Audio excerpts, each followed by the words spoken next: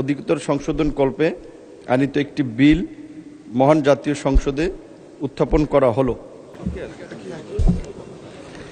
আবার বলুন, অবিলম্বে বিবেচনার জন্য আবার উত্থাপন করুন। হ্যাঁ,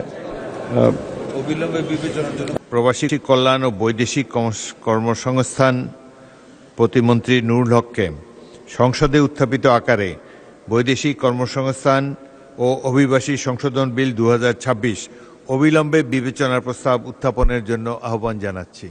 আমি মোহাম্মদ নুরুল হক, প্রবাসী কল্যাণ ও বৈদেশিক কর্মসংস্থান মন্ত্রণালয়ের প্রতিমন্ত্রী। বৈদেশিক কর্মসংস্থান ও অভিবাসী আইন 2013 অধিকতর সংশোধন কল্পে আনিত বিলটি মহান জাতীয় বৈদেশিক কর্মসংস্থান ও অভিবাসী সংশোধন বিল 2026 অবিলম্বে উত্থাপিত আকারে অবিলম্বে বিবেচনা করা হোক।